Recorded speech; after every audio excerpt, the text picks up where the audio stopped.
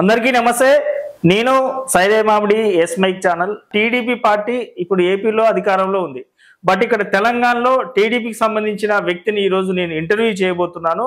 So ఈరోజు నేను interview చేయబోయే వ్యక్తి నాతాల రామరెడ్డి గారు, సూర్యాపేట నియోజకవర్గ incharge and Telangana state secretary. అన్న నమస్తే. అన్న బాగున్నారా? బాగున్నా.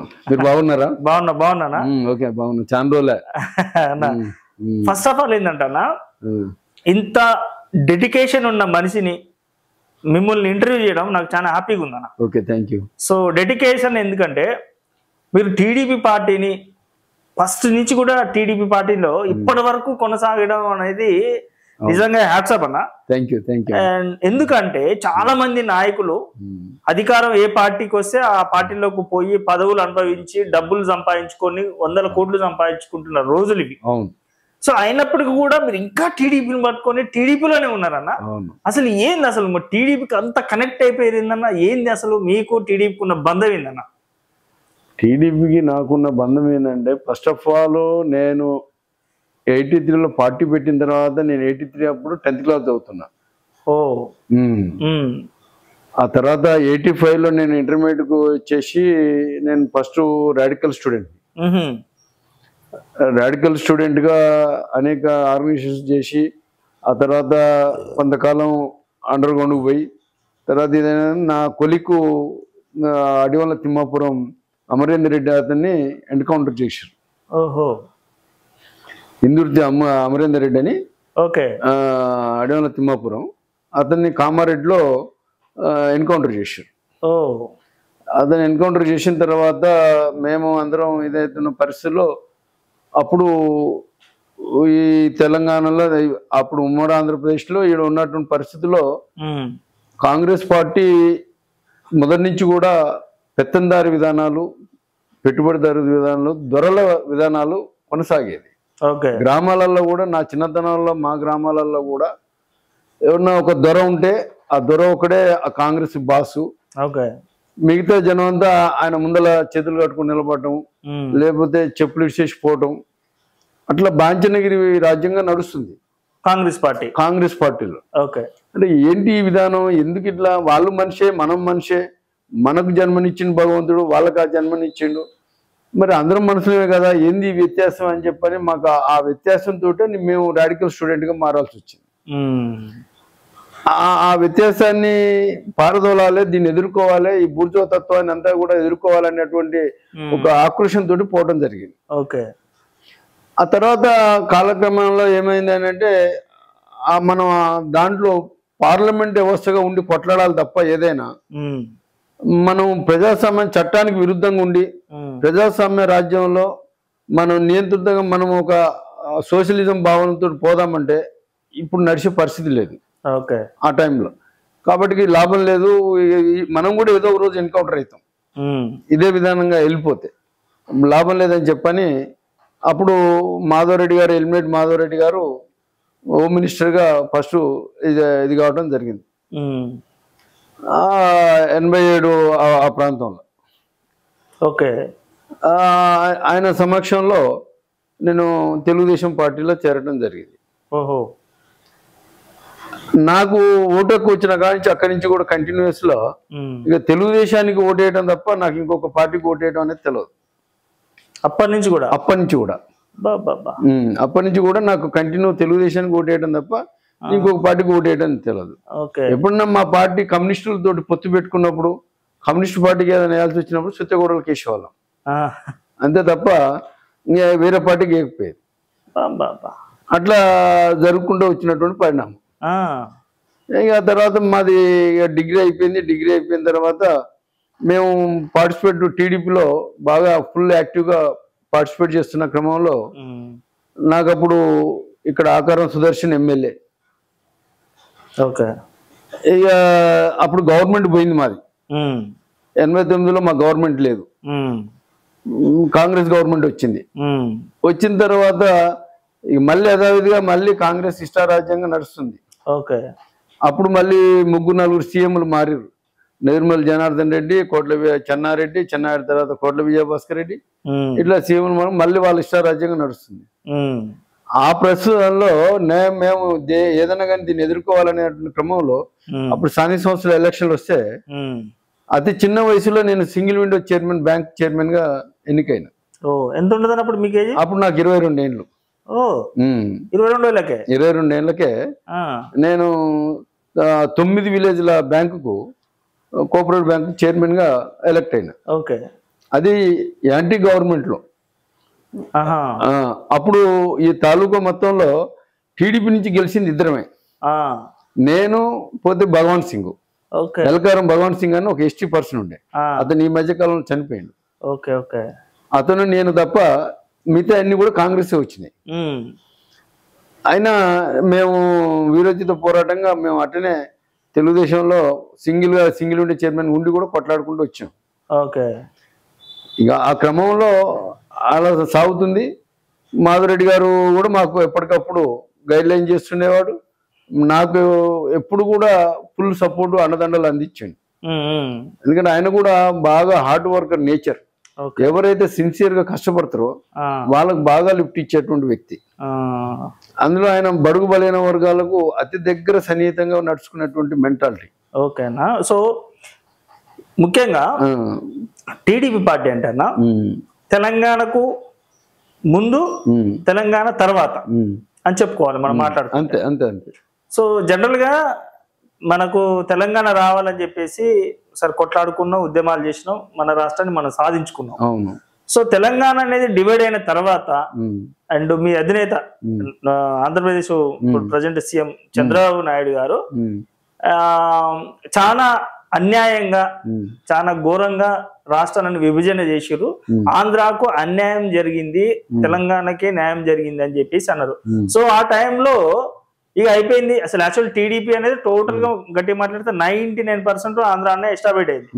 సో అలాంటి టైంలో కూడా మీరు ఇంకా అసలు తెలంగాణలో టీడీపీ పార్టీ ఏమున్నది, ఎక్కడున్నది, ఎలా జరుగుతుంది అని చెప్పేసి మీరు ఇంకా టీడీపీ పార్టీలో కొనసాగుతున్నారన్న. అయితే దీంట్లో మీరు కనుక లోతుగా పరిశీలన చేస్తే ఉమ్మడి ఆంధ్రప్రదేశ్ ఉన్నప్పుడు కూడా తెలంగాణలోనే తెలుగుదేశం పార్టీ చాలా పటిష్టంగా ఉన్నది. ఆంధ్ర కన్నా తెలంగాణనే చాలా పటిష్టంగా ఉండేది. మీరు తెలంగాణ డివైడ్ అయ్యేటప్పుడు కూడా తెలంగాణ డివైడ్ కావడానికి 2 రాష్ట్రాల్లో నాకు 2 కళ్ళని సిద్ధాంతంలో మా బాబు గారే 2 సార్లు లెటర్ ఇచ్చాడు. తెలంగాణకు ఆమోదం తెలియజేసిండు. తెలియజేసి నేను తెలంగాణ ప్రజలు కూడా నా సోదరులే, వాళ్ళకి ఎలాంటి ఇబ్బంది కలగని నేను లెటర్ ఇస్తానని చెప్పి లెటర్ ఇవ్వడం. బాబు గారు ఇచ్చినటువంటి లెటర్ తోటే నీకు తెలంగాణ సపరేట్ కావడం జరిగింది. ఆ పరిస్థితులలో కూడా మేము మళ్ళీ ఒంటరిగా పోరాటం చేసి మళ్ళీ పోటీ చేస్తే కూడా 19 సీట్లు గెలిచినాం 2018, 19లో 19 సీట్లు టీడీపీ గెలిచినాం. మరి అంత తెలంగాణ అని కేసీఆర్ హవా ఊపుతున్న రోజుల్లో మరి తెలంగాణలో తెలుగుదేశం అనేది అంత పటిష్టంగా గెలిచింది. అది ఈవెన్ కాంగ్రెస్ కూడా అన్ని సీట్లు రాలే. కాబట్టి అంటే తెలుగుదేశం అనేది తెలంగాణలో చాలా పటిష్టంగా ఉంది. ఎందుకంటే మొదటి నుంచి కూడా తెలుగుదేశం అనేది ఎప్పుడు కూడా బడుగు బలైన వర్గాల పక్షాన్నే ఉండేది. దానికి ఉదాహరణ మీరు చూస్తే ఆ రోజుల్లో ఎవరు స్కీములు తీయని రోజులలో ఎన్టీ రామారావు గారు స్కీములు తీసి కొత్త స్కీమ్ ₹2 కిలో బియ్యం అని చెప్పని స్కీమ్ పెట్టిండు. అది ఈ రోజు పార్లమెంటులో ఆహార భద్రత చట్టం ఇయ్యాలి చేయడం జరిగింది. అంటే నువ్వు 30 ఏళ్ల తర్వాత నువ్వు పార్లమెంట్ లో బిల్లు చేసినావు దాన్ని, కానీ 30 ఏళ్ల కిందనే అట్టడుగు జాతి ఎట్లా ఉంటది, అట్టడుగు జాతి యొక్క కష్టాలు ఏందని చెప్పని తెలుసుకున్నటువంటి నాయకుడు ఎన్టీ రామారావు. 2014 అవును, 18లో పోటీ చేయలే. 18లో మేము కాంగ్రెస్ తోటి అలవెన్స్ లో పోయినా, అప్పుడు 2 సీట్లు గెలిచినాం. కాంగ్రెస్ పార్టీ వాళ్ళేమో తెలంగాణ ఇచ్చింది కాంగ్రెస్ పార్టీ, తెలంగాణ తెచ్చింది టిఆర్ఎస్ పార్టీ. చావు నోట్ల తలబెట్టి కేసీఆర్ గారు తెలంగాణను సాధించారు అని చెప్పేసి వాళ్ళు చెప్పుకుంటారు. సో అసలు తెలంగాణ ఇచ్చిందే సోనియమ్మ అని చెప్పేసి కాంగ్రెస్ పార్టీ వాళ్ళు చెప్పుకుంటారు. మరి టీడీపీ పార్టీ తెలంగాణకి ఏం చేసిందంటే, తెలుగుదేశం పార్టీ అసలు లెటర్ ఇవ్వకపోతే నీకు తెలంగాణ రాదు కదా. ఇప్పుడు ఆ రోజు సోనియా గాంధీ గారు ఏం పెట్టారు, నీ రాష్ట్రంలో అన్ని పక్షాల పార్టీలు ఆమోదం తెలియజేస్తే ఏకాభిప్రాయం వస్తేనే తెలంగాణ అని చెప్పడం జరిగింది. అప్పుడు నీకు చంద్రబాబు నాయుడు గారి కాంచి లెటర్ రాకపోతే సోనియా గాంధీ తెలంగాణ ఇచ్చేయటమే కాదు, అది నగ్న సత్యం, అది చరిత్ర చెప్తున్నట్టు విషయం. ఎక్కడ కూడా తెలుగుదేశం పార్టీ తెలంగాణకు వ్యతిరేకంగా ఎక్కడ పనిచేయలే, పూర్తి అనుకూలంగానే పనిచేసింది.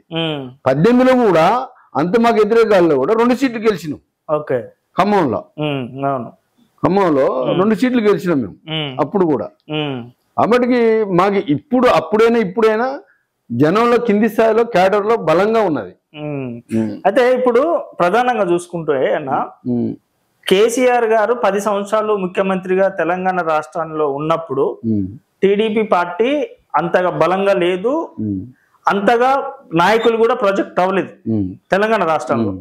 ఎప్పుడైతే కాంగ్రెస్ పార్టీ అధికారంలోకి వచ్చి ముఖ్యమంత్రిగా రేవంత్ రెడ్డి గారు అయితే ఎప్పుడు పగ్గాలు చేపట్టుకున్నారో తెలంగాణలో ఆటోమేటిక్ గా ఓవర్ నైట్ స్టార్ అన్నట్టుగా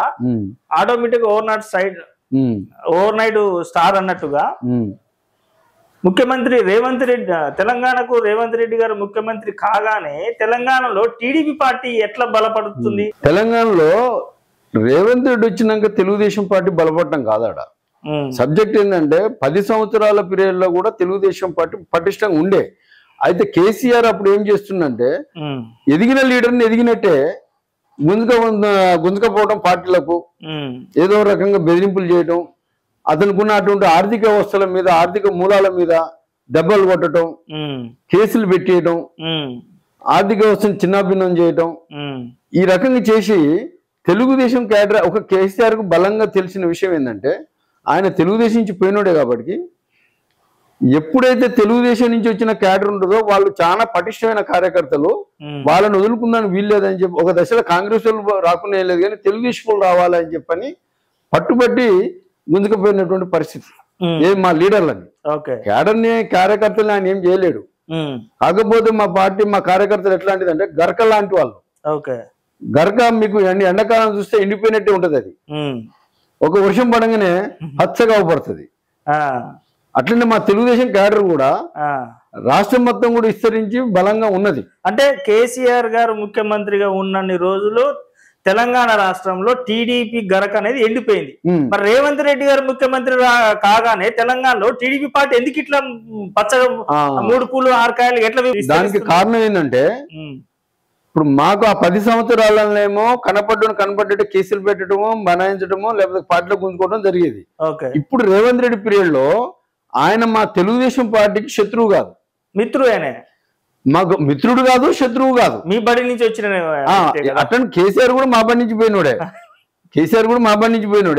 కాకపోతే రేవంత్ రెడ్డి దగ్గర కొన్ని ఎథిక్స్ ఏంటంటే తిన్నింటి వాసాలు లెక్క పెట్టకుండా నేను ఆ పార్టీ నాకు ఎలాంటి ద్రోహం చేయలేదు, నేను ఆ పార్టీ నాకు మేలు చేసింది, ఆ పార్టీని నేను లీడర్గా ఎదిగిన, ఆ పార్టీ నాకు అన్ని రకాలుగా అక్షరాభ్యాసం చేసింది, కాబట్టి నేను ఎప్పుడు కూడా ఆ పార్టీకి రుణపడి ఉంటానని అన్నాడే తప్ప ఎప్పుడు కూడా మా తెలుగుదేశం పార్టీని విమర్శించలే. మరి అట్లా అనుకుంటే రేవంత్ రెడ్డి గారు టీఆర్ఎస్ పార్టీలో కూడా పనిచేసింది కదన్న. రేవంత్ రెడ్డి టీఆర్ఎస్ లో పనిచేసింది అతి కొద్ది కాలం మాత్రమే. అతను అక్షరాభ్యాసం అసలు రాజకీయాలు చేసింది ఏబీపీ. అతను బీజేపీలో ఏబీపీ వ్యవస్థలో ఎదిగిండు. స్కూల్ మొత్తం అక్కడే. కాలేజీకి వచ్చేసరికి మాది కాలేజీ మొత్తం కూడా టీడీపీ. టీడీపీలో చాలా క్రమశిక్షణ ఉంటది. మాకు పొలిటికల్ క్లాసులు ఉంటాయి. మాకు ఎప్పటికప్పుడు ఆ క్లాసుల మీద ఈ సమాజం మీద మార్పులు, చైతన్యం ఏంటి అనేది ఉంటది. ప్రతి సబ్జెక్ట్ మీద మాకు అవగాహన కల్పిస్తారు. దాంతో మాకు పొలిటికల్ నాలెడ్జ్ పెరిగిపోతుంది. అందుకని మా పార్టీ నుంచి పోయిన వాళ్ళు ఎక్కడైనా లీడర్ గా రాగలుగుతారు తప్ప కాంగ్రెస్ పార్టీ నుంచి పోయిన వాడు ఎవరు లీడర్ గా చాలా మంది కాలేదు ఈ రోజు వరకు కూడా. ఎందుకంటే వాళ్ళ కాడ ఈ రోజు కూడా సబ్జెక్ట్ ఉండదు కాంగ్రెస్ వాళ్ళ కాడ. ఎందుకంటే వాళ్ళు ఈ రోజు కూడా ఇలా నదులు ఎన్ని ఉన్నాయి, ఆ నదులు ఎక్కడి నుంచి ఏ పాయలు ఎక్కడి నుంచి పాయలు స్టార్ట్ అవుతాయి, ఆ పాయలు స్టార్ట్ అయ్యి ఎటు నుంచి ఎటు వెళ్తాయి, ఫస్ట్ ఏ నది వస్తుంది, ఆ తర్వాత ఏ నది పోతుంది, ఇవంతా కూడా భౌగోళికంగా దాని యొక్క నైసర్గిక స్వరూపంగా మాకు టీడీపీకి పరంగా ఉన్నటువంటి నాలెడ్జి కాంగ్రెస్ వాళ్ళకు ఉండదు. టీడీపీ వాళ్ళకు ఉన్న నాలెడ్జి, రాజకీయ నాలెడ్జి కానీ ప్రజల గురించి నాలెడ్జి కానీ టీడీపీ వాళ్ళకు ఉన్నంత నాలెడ్జి కాంగ్రెస్ వాళ్ళకు లేదంటారు మీరు. 100%. బట్ కాంగ్రెస్ పార్టీ అనేది ఒక సముద్రం. కాంగ్రెస్ పార్టీలో ఏదైనా సాధ్యమైతుంది. ఈ రోజు అంటే అంటే అందరికంటే ముందర పోయిన వాళ్ళు వెనకబడవచ్చు, అందరికంటే వెనక పోయిన వాళ్ళు ఏదైనా కావచ్చు. కాంగ్రెస్ పార్టీలో ఒక జెడ్పీటీ సైతం ఇవాళ ముఖ్యమంత్రి ప్లేస్ లో కూర్చునేంత స్వేచ్ఛ కాంగ్రెస్ పార్టీలో ఉంది. సో కాంగ్రెస్ పార్టీ అనేది ఒక యూనివర్సిటీ, రాజకీయ యూనివర్సిటీ. నిజంగా గట్టిగా మాట్లాడే అసలు కాంగ్రెస్ పార్టీకి ఉన్నంత విలువలు, ఎథిక్స్ ఏ పార్టీలకు అని చెప్పేసి అంటారు. అందుకనే ఈ రోజు టీడీపీ నుంచి వచ్చిన రేవంత్ రెడ్డి గారు ముఖ్యమంత్రి గారి ప్లేస్ లో కూర్చున్నారు అన్న. వాళ్ళకి విలువలు ఉన్నాయి కాబట్టే కదా వెనకొచ్చినా సరే ముంగల సీట్ ఇచ్చింది. అయితే అక్కడ ఇంకొక డిఫరెన్స్ ఉంది. అక్కడ ఏంటి డిఫరెన్స్ అంటే విలువలు ఉన్నాయని చెప్పని రేవంత్ రెడ్డికి సీట్ ఇవ్వలే. రేవంత్ రెడ్డి ఎదుగుకుంటూ తొక్కుకుంటూ నేను ఎదిగి కష్టపడి వచ్చినని చెప్పని తనే చెప్పుకుంటాడు. కాంగ్రెస్ పార్టీలో అతను అనేక క్రైసిస్ ఫేస్ చేసిండు. ఇప్పుడు కాంగ్రెస్ పార్టీలో పెద్ద పెద్ద ఏమాయమి లీడర్లు ఉన్నారు కదా.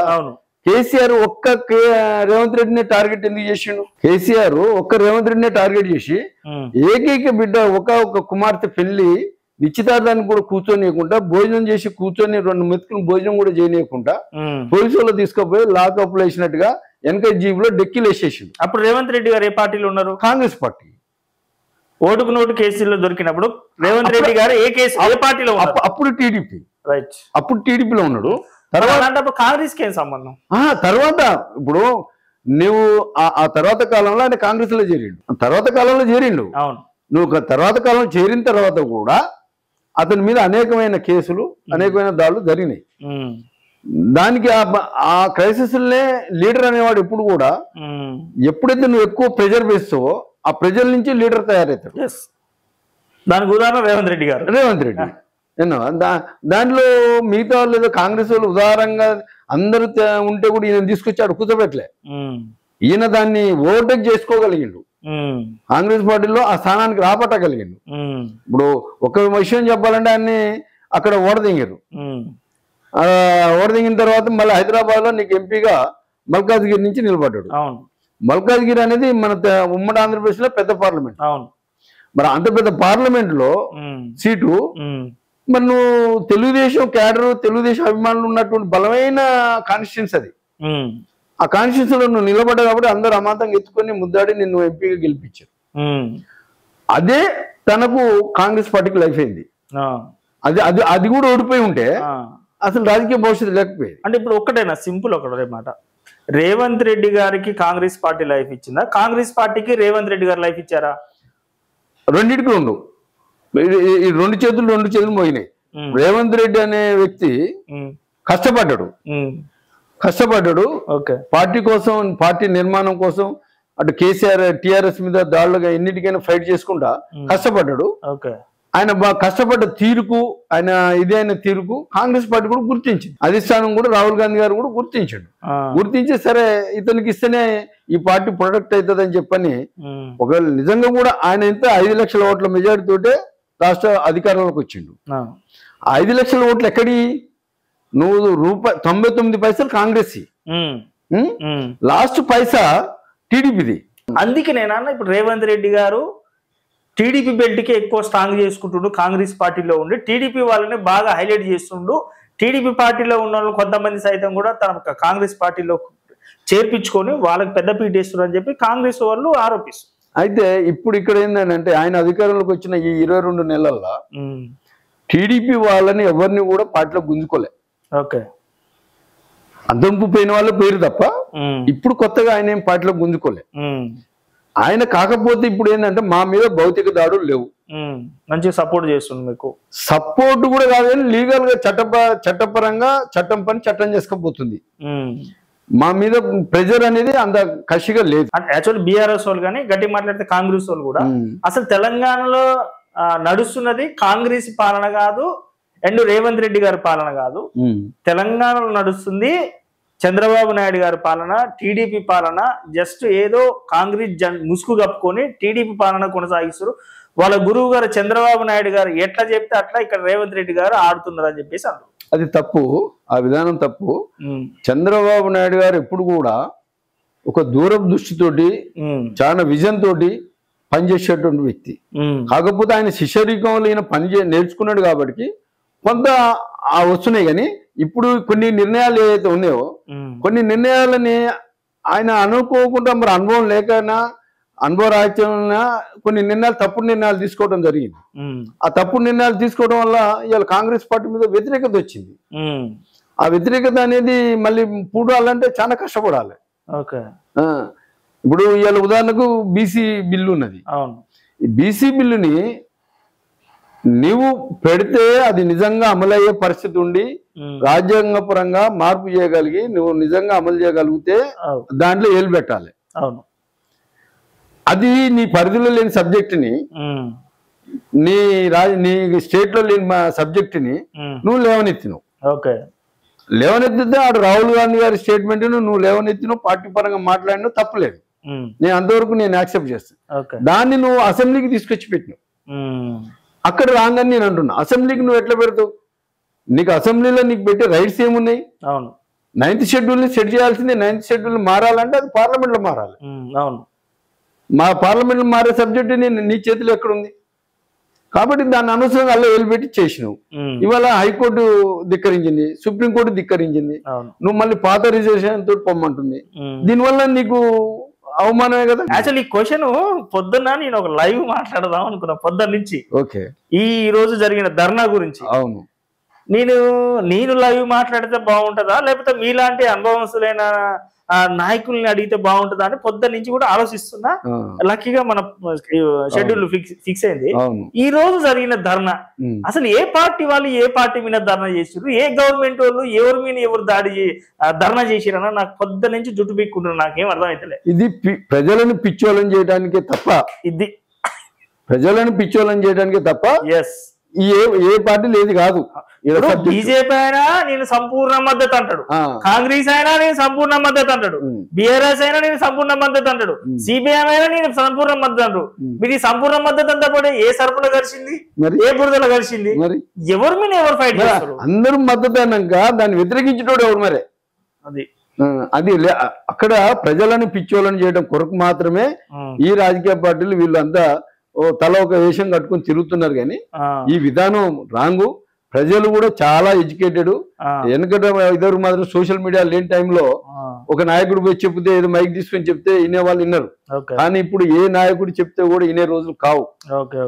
ప్రతి ఓటర్ కు ఇలా టచ్ ఫోన్లు వచ్చినాయి, ఇలా చేతుల్లోనే ఉందన్న. దేశ చరిత్ర మొత్తం కూడా వరల్డ్ చరిత్ర మొత్తం కూడా అరిచేతుల్లోనే ఉన్నది. అంటే ఇంత మార్పు వచ్చినటువంటి ఈ సమాజంలో నువ్వు ఇంకా ఏదో అబద్ధాలు చెప్పి, ఇంకా ఏదో ప్రజలను నమ్మించే ముచ్చట్లు చెప్పి, ఇంకా నేను ఏదో హైజాక్ చేయగలుగుతాను అనుకుంటే అది నువ్వు తాత్కాలికమైన నీ టెంపరీ ఆనందం కొరకే తప్ప దీని పర్యవసానం నువ్వు నష్టపోతావు. అది నువ్వు రేపు రాబోయే ఎలక్షన్లు కానీ రాబోయే తీర్పులు కానీ నీకు నెగిటివ్ గానే ఉంటాయి. అవును, అలా టీడీపీ మీద ఫస్ట్ నుంచి కూడా అంటే మేబీ చంద్రబాబు నాయుడు గారు పగ్గాలు చేపట్టిన కానీ కూడా చాలా ఎక్కువ శాతం విన్నాము నెగిటివ్ వర్డ్స్ ఏంటంటే టీడీపీ పార్టీ ఎప్పుడైనా ఎక్కడైనా పొత్తు పెట్టుకోలేంది గెలవలేదు, టీడీపీ పార్టీకి అనేది ప్రజల్లో అంత ప్రాధాన్యత లేదు, పొత్తు పెట్టుకొని పోయి సీట్ ఎక్కుతాడు చంద్రబాబు నాయుడు గారు అని చెప్పేసి ఆరోపణలు ఉన్నాయి. ఇప్పుడు అది చంద్రబాబు నాయుడుకు ఒక్కడికి ఆయన ఏదో పొత్తు లేకుండా అనేది కాదాడా. రాజకీయ మార్పుల ప్రకారంగా ఇవాళ అంత పెద్ద 120 ఏళ్ళ చరిత్ర ఉన్న కాంగ్రెస్ పార్టీ కూడా పొత్తులో పోయింది. కాంగ్రెస్ పార్టీ కూడా మిగతా పార్టీలతో పొత్తులు పెట్టుకున్నది. ఇవాళ సెంట్రల్ లో చూస్తే వాళ్ళ కూటమి ఏదైతే ఉందో అనేక పార్టీలతో కూటమిగా ఏర్పడి చేసినా గానీ ఎన్డీఏ మీద సక్సెస్ కాలేని పరిస్థితి. ఆడ ఒక్కొక్కసారి ఆ రాష్ట్రాలలో ఉన్నటువంటి పరిస్థితులు, అక్కడ ఉన్నటువంటి మౌలిక వసతులను బట్టి ఆ పార్టీలు కలిసిపోతాయి. అంటే సోషల్ నా భావాలు మీ భావాలు ఒకటైనప్పుడు ఇద్దరం కలిసి ఆ మూడో వ్యక్తి మీద ఫైట్ చేద్దామన్న దాంట్లో కలుసుకుంటాం. దాంట్లో తప్పే ఉంది. ఇప్పుడు మేము అధికారంలోకి రావాలి, అధికారాన్ని ఏదో అనుభవించాలనేది కాదు మా తాపత్రం. సమాజాన్ని మార్పు చేయాలి, సమాజాన్ని ఒక స్టేజ్కి తీసుకురా. ఒక్కటి ఆలోచించండి మీరు, చంద్రబాబు నాయుడు గారు అనేవాడే ఒక్క వ్యక్తిగా లేకపోతే ఇవాళ ఉమ్మడి ఆంధ్రప్రదేశ్ లో ఇంత సాఫ్ట్వేర్ పబ్లిక్ ఎక్కడిది, ఇంత సాఫ్ట్వేర్ హైదరాబాద్ ఇంత ఎదుగుదల ఎక్కడిది? ఇవాళ మొత్తం తెలంగాణలో 70% ఆదాయం ఓన్లీ హైదరాబాద్ మీద వస్తుంది. ఆ రోజు బాబు గారు 2020 విజన్ అనేది కనుక పెట్టుకొని ఒక దూరపు ప్రణాళికతోటి కనుక పనిచేసి ఉండకపోతే ఇవాళ తెలంగాణ ఇంత సక్సెస్ఫుల్ గా ఉండేది కాదు. మరి అంత విజన్ ఉన్న చంద్రబాబు నాయుడు గారు, అంత సాఫ్ట్వేర్ డెవలప్మెంట్ చేసిన చంద్రబాబు నాయుడు గారు ఆంధ్రప్రదేశ్ లో లాస్ట్ టైం ఎలా ఓడిపోయారు, సేమ్ టైం ఆంధ్రప్రదేశ్ లో ఎప్పుడు పవన్ కళ్యాణ్ గారు తోటి పొత్తు పెట్టుకొని ఎట్లా ముందుకెళ్లారు అంత విజన్ అంత టాలెంట్ ఉన్న చంద్రబాబు నాయుడు గారు సింగిల్ గా వెళ్ళి ఎక్కడైనా కూడా అధికారం చేపట్టొచ్చు కదా. ఇంకో సేమ్ టైం క్వశ్చన్ ఏంటంటే అంత విజను అంత డెవలప్మెంట్ అంత స్కిల్స్ అంత ముందు చూపున్న చంద్రబాబు నాయుడు గారు మరి తెలంగాణలో ఎందుకు అధికారం చేపట్టలేకపోయారు? ఇప్పుడు తెలంగాణలో ఆయన సపరేట్ అయిన తర్వాత అతను ఆంధ్ర ప్రాంతానికి చెందిన వ్యక్తి, ఆంధ్ర ప్రాంతానికి చెందిన వ్యక్తి కాబట్టి ఇక్కడ ఆటోమేటిక్ గా మన ఫీలింగ్ ఏమొస్తుంది, నేను జనరల్ గా వచ్చి నీ కాన్స్టిట్యూన్సీ లో పోటీ, నీ ఊర్లోనే సర్పంచ్ పోటీ చేస్తా అంటే నా ఊర్లో నాకున్నాక నువ్వెందుకురా నా ఊరికి వచ్చినావు అంటాడు. అది వాస్తవం. అదే అదే రైట్. ఆ రకంగా తెలంగాణలో కూడా చంద్రబాబు నాయుడు ఇక్కడ చేద్దామంటే నువ్వు ఆంధ్ర ప్రాంతం అయినవా, నువ్వు అక్కడే వెళ్ళుకో, ఇక్కడికి ఎందుకు ఈడెందుకు నీ సంసారం అని చెప్పని అనటం జరుగుద్ది అంటారు కదా. అంటారు. మరి ఆంధ్ర ప్రాంతం చెందిన చంద్రబాబు నాయుడు గారు, ఆంధ్ర ప్రాంతంలో గవర్నమెంట్ నడుపుతున్న చంద్రబాబు నాయుడు గారి పార్టీ తెలంగాణలో ఏం పని? తెలుగుదేశం పార్టీ అనేది 2 రాష్ట్రాలు ఏర్పడే ముందేమో ప్రాంతీయ పార్టీ, 2 రాష్ట్రాలు డివైడ్ అయిన తర్వాత తెలుగుదేశం పార్టీ జాతీయ పార్టీగా ఆవిర్భించబడ్డది. ఇవాళ మీరు ఎలక్షన్ కమిషన్ లో సెంట్రల్ లో ఢిల్లీకి పోయి చూసినా తెలుగుదేశం పార్టీ జాతీయ పార్టీ కింద ఉంటుంది తప్ప ప్రాంతీయ పార్టీ కింద లేదు. అనేక రాష్ట్రాల్లో ఉన్నది, ఒక్క తెలంగాణ ఒకటే కాదు, మిగతా రాష్ట్రాల్లో కూడా ఉన్నది. తమిళనాడు కానీ, కర్ణాటకలో కానీ, డెహ్రాడూన్లో కానీ కొంత ఉన్నది. అయితే ఈడ జాతీయ పార్టీ ఏర్పడిన తర్వాత ఆయన జాతీయ పార్టీ అధ్యక్షుడు ఆయన. ఇప్పుడు కాంగ్రెస్ కనుక రాహుల్ గాంధీ ఉత్తరప్రదేశ్ అయినప్పటికీ రాహుల్ గాంధీ భారతదేశాన్ని మొత్తం కాంగ్రెస్ పార్టీకి ఆయన అధ్యక్షుడు కదా. బీజేపీ పార్టీ కూడా నడ్డా ఉన్నాడు కదా. అట్లా మా తెలుగుదేశం పార్టీకి కూడా ఒక జాతీయ అధ్యక్షునిగా మాత్రమే చంద్రబాబు నాయుడు ఉన్నాడు తప్ప తెలంగాణకు వచ్చి నేను వెళ్తా, నేను పరిపాలన చేస్తాను చెప్పలే ఆయన. నా పార్టీ వెళ్తుంది, నా పార్టీ నాయకులు వెళ్తారు, వాళ్ళు వెళ్ళుకుంటారు, వాళ్ళే దాన్ని ఆ రాష్ట్రాన్ని బాగు చేసుకుంటారు. నాదేమైనా డైరెక్షన్ సూచన, ఆ రాష్ట్రం బాగుపడాలంటే నా డైరెక్షన్ ఉండాలి అనే దాని మీదనే ఉన్నది, అంతే తప్ప వేరే ఉద్దేశం ఏం లేదు. ఇక్కడ తెలంగాణలో రేవంత్ రెడ్డి గారు కాంగ్రెస్ పార్టీ గవర్నమెంట్ ఫామ్ చేయాలనే ఉద్దేశంతోనే మీరు టీడీపీ వాళ్ళు తెలంగాణ డ్రాప్ అయ్యేదా కాలేదా? 2023లో తెలంగాణలో రేవంత్ రెడ్డి ఫామ్ చేయాలనే ఉద్దేశం అనేది మాకు అథెంటిక్ గా మాకేం బాబు గారు మాకేం డైరెక్షన్ చేయలే. మీరు కాంగ్రెస్ ఓటేయండి, కాంగ్రెస్ సపోర్ట్ చేయండి అని చెప్పని బాబు గారు ఎక్కడ కూడా మాకు డైరెక్షన్ ఇయ్యలే. కాకపోతే ఆ రోజు ఉన్నటువంటి రాజకీయ పరిణామాలు ఏంటంటే మా బాబు గారు పోయి కేసులో పాలైండు, అంటే జైల్లో ఉన్నాడు. అధినాయకుడు పోయి జైల్లో ఉన్నప్పుడు అయితే జైలుకు పోక ముందు ఆల్రెడీ తెలంగాణలో 25 సీట్లు ప్రకటించడం జరిగింది. అందులో మీరు నేను 6వ అభ్యర్థినే, నేను సూర్యాపేట 6వ అసెంబ్లీ అభ్యర్థినే నా పేరు ప్రకటన చేసింది చంద్రబాబు నాయుడు. ఆ రోజు ఆయన జైలుకు పోయి ఉండకపోతే ఖచ్చితంగా ఇక్కడ ఎలక్షన్ జరిగేది, మేము ఇక్కడ ఎమ్మెల్యేగా కాంటెస్ట్ చేసేవాళ్ళం. తెలంగాణ రాష్ట్రంలో టీడీపీ పార్టీ తరఫున ఇక్కడ ఉన్నారు కదా, అంటే మీ ఫైట్ ఇక్కడున్న గవర్నమెంట్ మీద, ఆంధ్రాలో ఉన్న గవర్నమెంట్ మీద? మాకు ఇక్కడ ఉన్న తెలంగాణలో ఉన్నప్పుడు తెలంగాణ గవర్నమెంట్ మీదనే ఫైట్. మాకు ఆంధ్ర గవర్నమెంట్ తోటి మా ఫైట్ అవసరం లేదు. అక్కడ మా కార్యకర్తలు, మా సోదరులు చాలా మంది ఉన్నారు. నిజంగా 100%. తెలంగాణలో టీడీపీ పార్టీ వాళ్ళు గవర్నమెంట్ ని ఎన్నడన్నా ప్రశ్నించిరన్నా, ఎన్నడన్నా వ్యతిరేకించిరన్నా మీ రేవంత్ రెడ్డి గారిని? రేవంత్ రెడ్డి గారిని వ్యతిరేకించలేదనేది మేము కూడా ఒక వ్యక్తికి సమయం ఇచ్చి చూడాలి.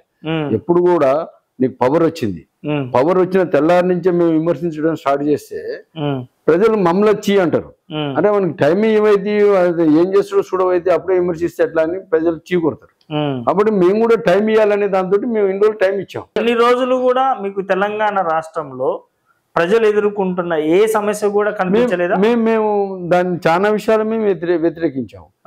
మేము ఇప్పుడు ఈ బీసీ బిల్ మీద మేము ఫస్ట్ మాట్లాడింది, మేము మా రాష్ట్ర పొలిట్ బ్యూరో మెంబరు రాష్ట్ర పార్టీలో ఫస్ట్ మాట్లాడిండు ఈ విషయం మీద. పోతే రెండోది ఏంటంటే నువ్వు రేషన్ కార్డులు పంచిపెట్టలేదు. ఆ రేషన్ కార్డులు పంచిపెట్టడం మీద మేము ఆర్టీఓ ఆఫీసుల మీద ముందు ధర్నాలు కూడా చేసినాం. ఆ ధర్నాలు చేసిన తర్వాత మాది కొంత రెవల్యూషన్ వచ్చిన తర్వాతనే తర్వాత రేషన్ కార్డులు ఇవ్వడం జరిగింది. కొన్ని విషయాలలో మేము వ్యతిరేకించిన ఆ వ్యతిరేక భావన మేము కొన్ని స్టేట్మెంట్ల రూపాన కొన్నిచ్చినాం, కొన్ని ధర్నాల రూపాన కొన్నిచ్చినాం, కొన్ని చూస్తున్నాం. కాకపోతే మీరు అన్నట్టు టిఆర్ఎస్ పార్టీలో మేము ఉన్నంత ఇది ఇప్పుడు లేదు. ఏంటంటే మాకు ఇప్పుడు ఉన్నదే 22 నెలలు, దీంట్లో మేము ఇప్పుడే ఎందుకు కురుకులో పెట్టాలి చూద్దాం, కొంత wait and see. BRS party వాళ్ళు బాకీ కార్డు అని చెప్పేసి ఒకటి పట్టుకుని తెలంగాణ తిరుగుతున్నారు. సో మీకు 6 గ్యారంటీల కార్డు అని చెప్పి కాంగ్రెస్ పార్టీ మీకు కార్డు ఇచ్చింది కదా. సో 22 నెలల నుంచి అని కూడా మీకు కాంగ్రెస్ పార్టీ తెలంగాణలో ఒక్కొక్క మనిషికి పెన్షన్ల పరంగా కానీ ఇంకా వేరే పరంగా కానీ మహిళలకు 2,500 పరంగా కానీ మీకు ఇన్ని వేలు అప్పు ఉందని చెప్పేసి డోర్ టు డోరు ప్రభుత్వం మీద వ్యతిరేకత అనేది చూపిస్తున్నారు. మీరు ఏ విధంగా అసలు ఎక్కడ ఉనికి కూడా కనిపించలేదు. దాంట్లో ఒక విషయం వాస్తవం అర్థం చేసుకోవాలి. ఆయన ఏదో బాకీ కార్డు అని చెప్పని ప్రింట్ చేసి ఇచ్చినంత మాత్రం అది కరెక్ట్ అని మీరు నమ్మటం కరెక్ట్ కాదు. మేమేమంటున్నాం అంటే అసలు నీ బాకీ సంగతి ఏంది, నువ్వు ఉన్న బాకీ సంగతి ఏంది? నువ్వు దళితులకు 3 ఎకరాల భూమి ఇస్తాను, ఓకే, దళితులకి ముఖ్యమంత్రి చేస్తాను, గిరిజనులకు నువ్వు 3 ఎకరాల భూమి ఇస్తాను, నువ్వు ప్రతి గ్రామంలో డబుల్ బెడ్రూమ్లు ఇస్తాను, నువ్వు కూడా రేషన్ కార్డులు ఇస్తాను, ఉద్యోగాలు ఇస్తాను, 2 లక్షల ఉద్యోగాలు ఇస్తాను. నువ్వు మరి నువ్వు పెట్టిన బాకీలు, ఆ బాకీలు నువ్వు ఫస్ట్ నువ్వు తీర్చు. నువ్వు పెట్టిన బాకీలు, నువ్వు చెప్పిన వాగ్దానాల బాకీలు నువ్వు తీరుస్తే మేము కాంగ్రెస్ పార్టీని కూడా ప్రశ్నిస్తాం. అసలు నువ్వు ప్రశ్నించడానికి అర్హుడు కావు. నిన్నైనా కాంగ్రెస్ అయినా ప్రశ్నించే అర్హత కేవలం ఒక తెలుగుదేశానికే ఉంది. అబ్బా 100% నువ్వు బాకీలు నీ బాకీల సంగతి ఏంటంటే తేల్చాల్సింది తెలుగుదేశమే, కాంగ్రెస్ బాకీల సంగతి తేల్చాల్సింది కూడా తెలుగుదేశమే. కనీసం బీఆర్ఎస్ పార్టీ, కాంగ్రెస్ పార్టీ ప్రజలకు కనీసం బాకీ అన్న ఉన్నారు. అసలు మీది ఏది లేదన్నా, ఊసు లేదు, ఏది లేదు అన్న. ఇవాళ బాకీ లేవు కాబట్టికే, ప్రజలే మాకు బాకీ ఉన్నారు కాబట్టికే. దేనికి మేము ప్రతి పథకాన్ని తెలంగాణలో ఇంప్లిమెంట్ చేసినాం. మీరు బాగా పరిశీలన చేసి చూస్తే ఆనాడు మేము క్రాంతి పథకం ఇల్లు ఇచ్చాం, క్రాంతి పథకం బోర్లు ఇచ్చాం, బావులు ఇచ్చాం, మేము జనతా వస్త్రాలు ఇచ్చాం, ₹2 కేజీ బియ్యం ఇచ్చాం, మాండలిక విధానం తెచ్చినాం, పటేల్ పటారు వ్యవస్థను రద్దు చేసినాం. ఆనాడు మేము బీసీ రిజర్వేషన్లు పెట్టినాం. మరి బీఆర్ఎస్ గవర్నమెంట్ కూడా మిషన్ భగీరథ తెచ్చింది, రైతు బంధు తెచ్చింది, రైతు బీమా తెచ్చింది, కళ్యాణ లక్ష్యం తీసుకొచ్చింది, ఇంకా చాలా పథకాలు తీసుకొచ్చారు. డబుల్ బెడ్రూమ్ ఇచ్చేకాడ ఇచ్చారు, ఇచ్చేకాడ దళితులకు 3 ఎకరాలు ఇచ్చేకాడ ఇచ్చారు. ఇప్పుడున్న కాంగ్రెస్ గవర్నమెంట్ కూడా సాధ్యమైనందుకు అసలు మీరన్నా ₹2 బియ్యం ఇచ్చారు. ఇప్పుడు అసలు ఉచిత బియ్యం, సన్న బియ్యం, ఇందిరమ్మ ఇండ్లు, ఫ్రీ బస్సు, ఫ్రీ కరెంటు ఇవన్నీ చేస్తున్నారు కదా. వీళ్ళకన్నా చెప్పుకోవడానికి ఒక శాటభారత ఉంది. మీకు చెప్పుకోవడం ఇప్పుడు ఆంధ్రాలో ఉన్న పథకాలు అయితే మీరు తెలంగాణలోకి అయితే ఇయ్యరు. అది గట్టిగా మాట్లాడుతూ అసలు ఇద్దరిని ప్రశ్నించడానికి మీకేం అర్హత ఉంది? టీడీపీ పార్టీకి ఏం అర్హత ఉంది? అసలు అర్హత ఉండదు తెలుగుదేశానికి. ఎందుకంటే క్లియర్ కట్ ఏంటంటే మేము ప్రజలకు కల్లబుల్ మాటలు చెప్పము. మాకు అధికారం రాలేదు, తెలంగాణ వచ్చిన తర్వాత మాకు అధికారం రాలేదు. మేము అధికారంలోకి వచ్చి ఉండి మేమేమైనా వాగ్దానాలు చేసి ఉంటే అవి తీర్చకపోతే ప్రజలకు మేము బాకీ పడేవాళ్ళం. మాకు ప్రజలు మేము ఎప్పుడు బాకీ పడే పరిస్థితి లేదు. రెండోది మా నాయకుడు ఎప్పుడు కూడా అట్లా బాకీ పడే పనులు చేయరు. మేము ప్రజలకు ఏదైతే చేస్తామో అదే చెప్తాం, చెప్పిందే చేస్తాం. ఇప్పుడు ఇవాళ నువ్వు బీఆర్ఎస్ ని కాంగ్రెస్ ని క్వశ్చన్ చేసే అధికారం బీఆర్ఎస్ కి లేనే లేదు. అసలు దాని ఆ పార్టీకి ఆ ఉనికి నీ పార్టీ నువ్వు మొత్తం అవినీతి కోణంలో మునకపోయినావు. ఏ పార్టీ? కాంగ్రెస్? బీఆర్ఎస్. కాంగ్రెస్ మంచిది అంటారు. నేను కాంగ్రెస్ మంచిదని అనట్లే. కాంగ్రెస్ మంచిదా చెడ్డదా అనేది రాబోయే కాలంలో తెలుస్తుంది. ఇప్పుడు వాళ్ళ పరిపాలన వాళ్ళు చేసే ప్రజలు వాళ్ళకి అవకాశం ఇచ్చారు. ప్రజాస్వామ్యంలో ప్రజా ఓటుకే విలువ. ప్రజా ఓటు ప్రకారంగా వాళ్ళకు అధికారం వచ్చింది, వాళ్ళు చేస్తున్నారు. ఈ 5 సంవత్సరాల తర్వాత 5 సంవత్సరాల్లో ప్రజలు తీర్పిస్తారు ఆటోమేటిక్ గా. కాంగ్రెస్ మంచిదైతే మళ్ళీ ఎన్నుకుంటారు, చెడ్డదైతే తీసేస్తారు. ఆటోమేటిక్ అది ప్రజాస్వామ్యం, ప్రజా నిర్ణయం జరుగుతుంది. అంతే తప్ప అసలు బీఆర్ఎస్ అనేది నువ్వు కాళేశ్వరంలో కూరకపోయినావు, నీ బిడ్డ లిక్కర్ స్కామ్ ఇరుక్కపోయారు, నీ కొడుకు ఈ స్కామ్ లో రేస్ కార్ లో ఇరుక్కపోయారు, నీ అల్లుడు ఇరిగేషన్ లో ఇరుక్కపోయిండు. అసలు నీ కుటుంబం టోటల్ కూడా స్కామ్లతో కూడుకున్నటువంటి వ్యవస్థగా తరబడి తెలంగాణ 1600 కోట్ల మిగులు బడ్జెట్ ఇచ్చిపోతే నువ్వు అవి 1600 కోట్లు మింగేసి నువ్వు మళ్ళీ 600 కోట్లని ఇలా మా బాగా అప్లపాలు చేసి తెలంగాణలో దివాళి తీపిచ్చిపోయినావు. తెలంగాణలో జరగబోయే స్థానిక ఎలక్షన్ లో టీడీపీ పార్టీ పోటీ చేస్తుందా అన్న? చేస్తుంది. మేము బలంగా ఉన్న కాడ ఖచ్చితంగా చేస్తాం. ఇప్పుడు కాంగ్రెస్ పార్టీ అంటే ఫ్రీ బస్సు, ఫ్రీ కరెంటు, ఉచిత బియ్యం, సన్న బియ్యం, ఇందిరమ్మ ఇండ్లు, ఉద్యోగాలు ఈ చెప్పి వాళ్ళు ముందుకు పోతారు. సరే బీఆర్ఎస్ పార్టీ వాళ్ళు మేము ఇంత ముందు ఇది చేసినాం అది చేసినాం వాళ్ళు ముందుకు పోతారు. మీరు అసలు స్థానిక ఎలక్షన్ లో తెలంగాణ రాష్ట్రంలో టీడీపీ పార్టీకి ఏ అర్హత ఉందని, మీరు ఏ ప్రజలకు ఏ పథకం ఇచ్చిరని, ప్రజలకు మీరు ఏం మేలు చేసిరని, మీకు ఎందుకు టీడీపీ పార్టీకి ఓటెట్టేయాలి? ఒకే ఒకటి మీరు గ్రహించండి. ఇలా ఏ గ్రామాల్లో గ్రామాలకు పోయి చూడండి, ఏ తండాలకు పోయి చూడండి, ఏ మారుమూల గ్రామాలకు పోయి చూడండి. ఇదివరకు ఎవరు చూసినా పూరి గుడిసెలు పెంకుటిల్లు ఉండేవాళ్ళు. ఇవాళ అందరూ కూడా స్లాప్లు వేసుకొని దర్జాగా వాడు సిటీల్లో ఏ రకంగా అయితే ఇల్లులు ఉన్నాయో ఆ రకంగా గ్రామాలల్లో తండలలో ఏర్పడ్డాయి. మేము ఆర్థిక వ్యవస్థను పెంచేటట్టు చేసినాం.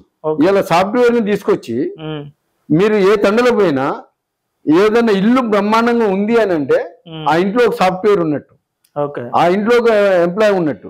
ఆ ఎంప్లాయ్ తత్వాది టీడీపీ ద్వారానే వచ్చింది అనేది వాళ్ళే చెప్పుకుంటారు. రెండోది మేము గ్రామాలలో పోతే మీకు కొట్టొచ్చినట్టు ఒక ఉదాహరణ చెప్తా. నేను మొన్న 2018-19లో స్థానిక సంస్థల ఎన్నికలు వచ్చినాయి. ఆ స్థానిక సంస్థల ఎన్నికలలో తెలుగుదేశం పార్టీ తెలంగాణ లేనే లేదనేది అందరి వాయిస్. కానీ ఉన్నది అనేది నా వాదన.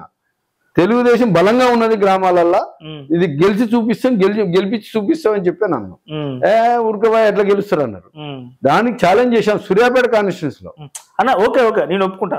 అంటే వాస్తవానికి ఈ విషయంలో మేము మీ డేర్ అనొచ్చా లేకపోతే వ్యక్తిగతంగా మీరు రామరెడ్డి అనే ఒక వ్యక్తి మంచివాడు అన్న ఉద్దేశంతో ఓట్లేసిర్రా ఇవన్నీ అది ఇది ఎవరే కానీ ఈ విషయంలో మాత్రం హ్యాట్సాప్ చెప్పచ్చు.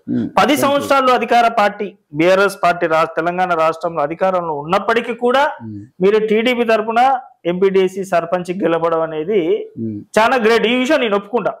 అది నేను ఏమంటే గట్టి మాట్లాడితే సరే ఇది చూసి టీడీపీలో ఏమైనా తిట్టుకోవచ్చు అన్నాను. కానీ మీరు బీఆర్ఎస్ పార్టీ గవర్నమెంట్ లో ఉన్నప్పుడు టీడీపీ పార్టీ నుంచి సర్పంచ్ ఎంపీటీసీగా గెలిచిరంటే కారణం ముఖ్యంగా నేను మాట్లాడితే మీ ఫేస్ వాల్యూ తోటి, మీ వ్యక్తిగతంగా మీ యొక్క ఇన్ఫ్లుయెన్స్ తోటి, మీ మీద ఉన్న గౌరవం తోటి, మీ మీద ఉన్న ఇష్టంతో గెలిచిరు అనుకుంటా తప్ప టీడీపీ పార్టీని చూసి అయితే గెలిచిరని కోరుకుంటున్నాను. అయితే అది కరెక్ట్ కూడా కాదన్నా. అంటే మా వ్యక్తిగతం అనేది ఒక కొంత భాగం కాదని అన్ను. ఇప్పుడు నా సొంత గ్రామంలో అంటే నా వ్యక్తిగతం చూసో నన్ను చూసో ఓట్లు వేసారంటే ఒక అర్థం ఉంది. ఇప్పుడు పక్కన ఇంకా 2 గ్రామ పంచాయతీలు ఉన్నాయి. ఆ 2 గ్రామ పంచాయతీల సర్పంచులు టీఆర్ఎస్ వాళ్ళు, బీఆర్ఎస్ సర్పంచులు ఉన్నారు. ఆడ వాళ్ళ క్యాడర్ బలంగా ఉంది, వాళ్ళ వ్యవస్థ ఉన్నది. అక్కడ మాకు ఏజెన్సీ కూడా లేదు. ఆడ టీడీపీకి ఆడ ఏజెన్సీ కూడా లేదు. బయటికి టీడీపీ పరంగా ఊరికి ఒక 10 మంది కార్యకర్తలు బయటకు వచ్చి నేను తెలుగుదేశం అని చెప్పి తిరిగిన పరిస్థితి లేదు. అంటే ఎవరైనా టీడీపీ అని బలంగా ఉన్న నాయకులు ఎవరైనా ఉంటే అమ్మటే మంత్రి గారు దృష్టి పెట్టి వాళ్ళని పార్టీలో గుంజుకోవటమా లేకపోతే వాళ్ళని క్రైసిస్ చేయటమా అని అనగబెట్టి ఇంట్లో ఉంచటమా ఏదో జరిగినాయి. ఇట్లా జరగకుండా వచ్చేసరికి లేదన్నారు. అయినా నేను ఓన్ గా మేము గ్రామాలలో తిరిగి దండం పెట్టి ఇల్లు తిరిగి దండం పెట్టినాం. టిఆర్ఎస్ లో పోయినటువంటి క్యాడర్ లో 70-80% మా టీడీపీ వాళ్ళన్న ఈ రోజు కూడా. మరి ఏం చేస్తారు? అయితే వాళ్ళందరూ కూడా టీడీపీ లేదు కాబట్టి టీఆర్ఎస్ లో పోయారు కదా. వాళ్ళందరూ కూడా నేను ఇలాగ ఒక గరక అని చెప్పాను చూసినారు. అది ఆ టైం కోసం ఎదురు చూస్తారు ఆ క్యాడర్ అంతా కూడా. మొన్న సైకిల్ గుర్తు కనపడితే ఆడ మా ఎంపీడీ సైకిల్ గుర్తు కనపడితే నువ్వు పార్టీ ఉన్నది బీఆర్ఎస్ లో, నువ్వు తిరిగేది బీఆర్ఎస్ లో, మొత్తం ఓటు బ్యాంక్ వచ్చి సైకిల్ మీద పడ్డాయి.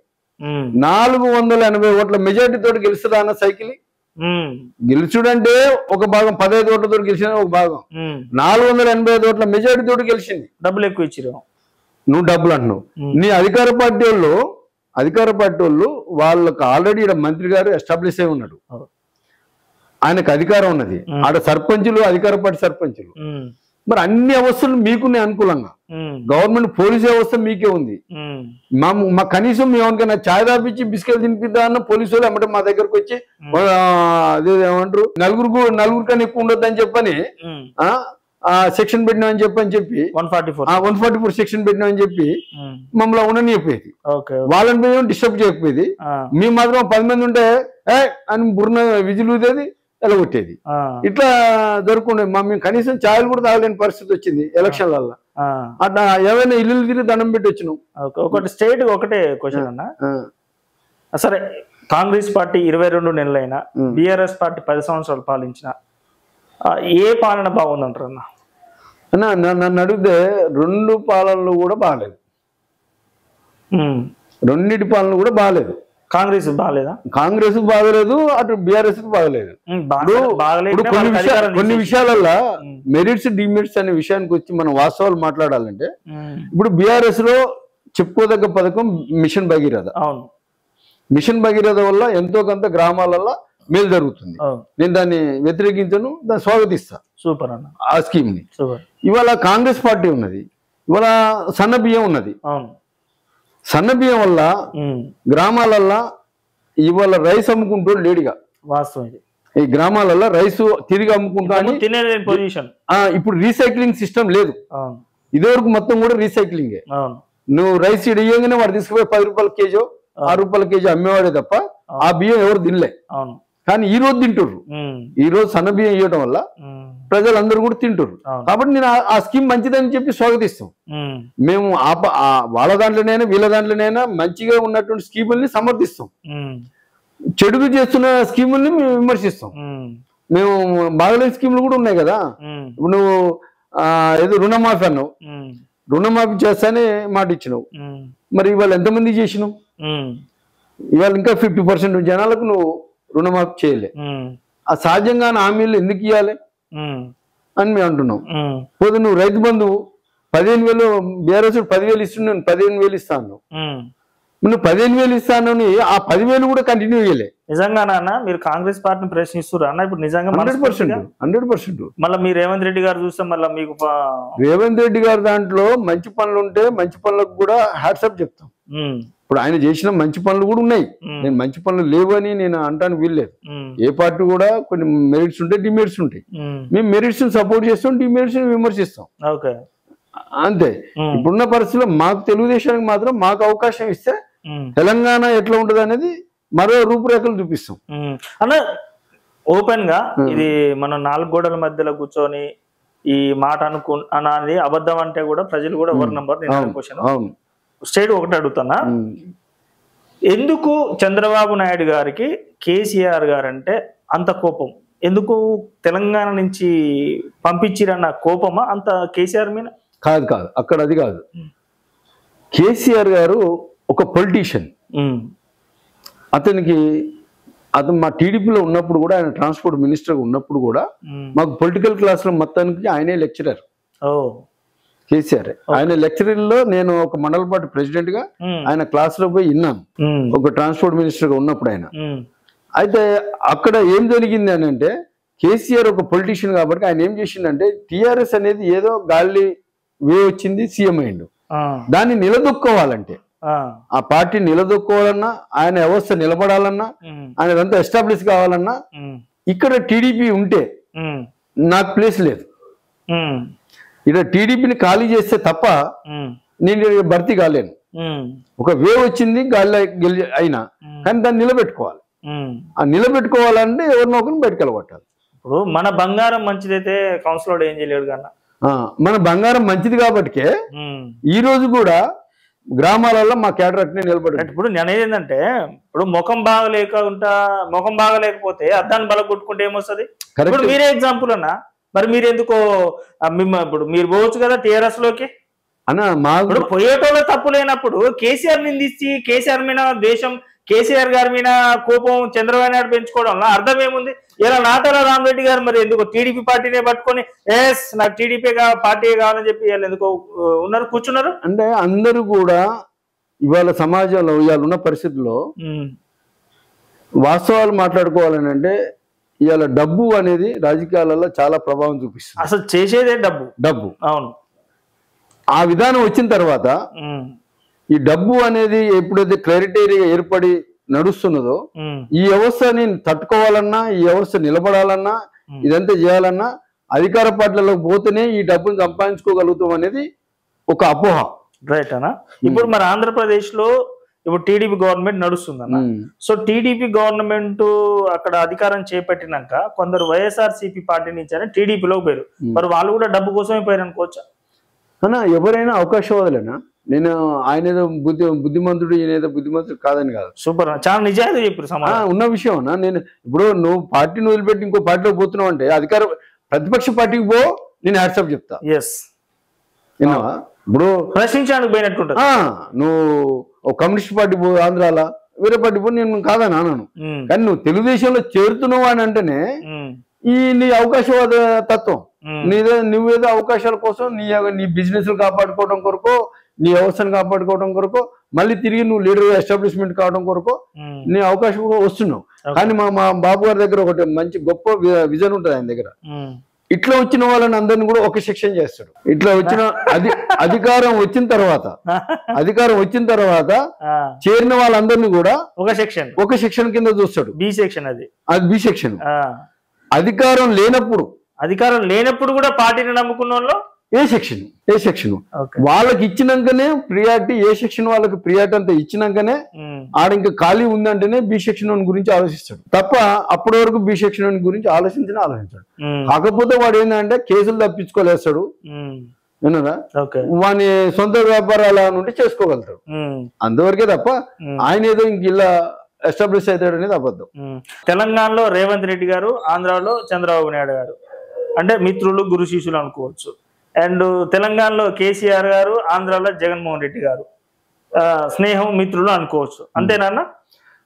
స్నేహం మిత్రులు అనేది సరే వాళ్ళ అవకాశాలు బట్టి ఉండొచ్చు అని ఇక్కడ మాత్రం ఏంటంటే రెండు రాష్ట్రాల ముఖ్యమంత్రులు కలిసి ఉండటం అనేది చాలా అవసరం. ఎందుకు అని అంటే మన ఉమ్మడి పంచాయతీలు చాలా వరకు ఉన్నాయి. అవును, ఆ ఉమ్మడి పంచాయతీలు పరిష్కారం చేసుకోవాలంటే నువ్వు నేను సఖ్యతగా ఉన్నప్పుడు మాత్రమే పరిష్కారం దిశగా వెళ్ళగలుగుతాం. రెండోది ఇంకోటి ఏంటంటే మనం రెండు రాష్ట్రాలు కలిసి ఉన్నప్పుడు మన మొత్తం ఉమ్మడి ఆంధ్రప్రదేశ్ రాష్ట్ర బడ్జెట్ 2 లక్షల చిల్లర ఏదో ఉండే.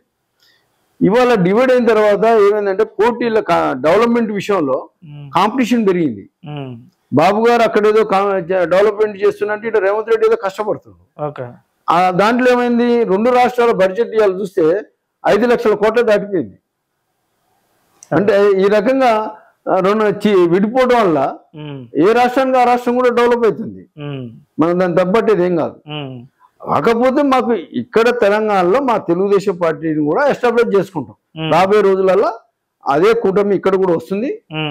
ఈడ కూడా జనసేన, బీజేపీ, తెలుగుదేశం కలుపుకొని ఈడ కూడా రేపు రాబోయే 28-29 ఎలక్షన్ లో ఈడ కూడా మా పచ్చ జెండా రేపరేపులా ఆడబోతుంది. అంటే తెలంగాణలో కూడా మీరు ఒంటరిగా అయితే పోటీ చేయనంటారు? మాకు ఆల్రెడీ మేము 3 పార్టీలతో కలిసి ఉన్నాం. మేము కలిసి ఉన్నాం ఆల్రెడీ. ఆ కలిసి ఉన్నటువంటి కూటమే ఇక్కడ కూడా ప్రయాణం చేద్దానికి ట్రై చేస్తున్నాం. ఒకవేళ ఏదైనా పరిస్థితుల్లో అనుకూలించకపోతే ఒంటరికి కూడా పోతాం. ఒంటరి కూడా పోయి గెలవడానికి సిద్ధంగా ఉన్నాం. మేము ఈ రోజు ఒంటరి పోయి కూడా తెలంగాణలో ఒక 10 సీట్లు ఈజీగా గెలవగలుగుతాం. 10 సీట్లు ఈజీగా గెలవగలుగుతాం ఒంటరిగా పోటీ చేసి కూడా. టీఆర్ఎస్ పార్టీ అధికారంలో ఉన్నప్పుడు 2018 ఆ టైంలో పోటీ చేసిరా? చేసాము, 2 సీట్లు వచ్చినాం. 2018లో టీఆర్ఎస్ పార్టీ అధికారంలో ఉన్నప్పుడు 2 సీట్లు వచ్చినాయి. అవును. మరి ఇప్పుడు ఏంటన్నా సడన్ గా కాంగ్రెస్ పార్టీ అధికారంలోకి వచ్చి రేవంత్ రెడ్డి గారు ముఖ్యమంత్రి అయిన తర్వాత 10 సీట్లు గెలిచేంత ధైర్యం ఎట్లా వచ్చింది మీకు? ఎలా వచ్చిందని అంటానికి ఇక్కడ ఒకటేనండి, రేవంత్ రెడ్డి వచ్చిన తర్వాత మా తెలుగుదేశం అనేది కొద్ది ఫ్రీడమ్ అయిపోయింది. ఇది నిజం, ఉన్న వాస్తవం అండి. ఇప్పుడు మా మీద కేసులు లేవు, పెట్టరు. రేవంత్ రెడ్డి అనే వ్యక్తి టీడీపీ నుంచి చంద్రబాబు నాయుడు గారి శిష్యులు కాబట్టి తెలంగాణలో టీడీపీ పార్టీ వాళ్ళ మీద కేసులు ఉండవు. తెలంగాణలో టీడీపీ పార్టీ వాళ్ళకు స్వేచ్ఛ ఉంటుంది. తెలంగాణలో టీడీపీ పార్టీ ఆటోమేటిక్గా గ్రోత్ అవుతుంది.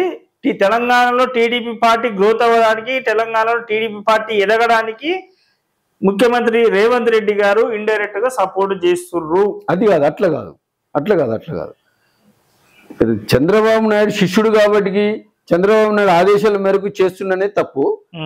ఆయనకు ఒకటి గట్టి నమ్మకం ఏంటంటే ఎప్పుడు కూడా ఒక అమ్మాయి కోడలుగా అత్తగారింటికి పోయినప్పుడు తల్లిగారి ఇంటి గురించి ఎక్కువ ఆలోచిస్తుంది. అంటే ఇప్పుడు చంద్రబాబు నాయుడు గారి గురించి రేవంత్ రెడ్డి గారు ఆలోచిస్తున్నట్ట? తెలుగుదేశం పార్టీ గురించి. చంద్రబాబు నాయుడు చంద్రబాబు నాయుడు పార్టీ చంద్రబాబు నాయుడు కాదు, ఎన్టీ రామారావు పెట్టిన పార్టీ. Right, okay. అంటే ఇప్పుడు కాంగ్రెస్ పార్టీలో ఉన్న రేవంత్ రెడ్డి గారు ఇప్పుడు అమ్మగారి ఇల్లు పార్టీ అయిన టీడీపీ గురించి ఆలోచిస్తురా? తెలుగుదేశం పార్టీకి ఒక క్రమశిక్షణ ఉంది, ఆ క్యాడర్ బలంగా ఉంది. వాళ్ళ జోలికి పోతే మనము నష్టపోతాము. వాళ్ళు ఇప్పుడు ఏ రకంగా కూడా మనకు శత్రువులు కాదు, వాళ్ళు ఏ రకంగా మనకు పోటీదారులు కాదు.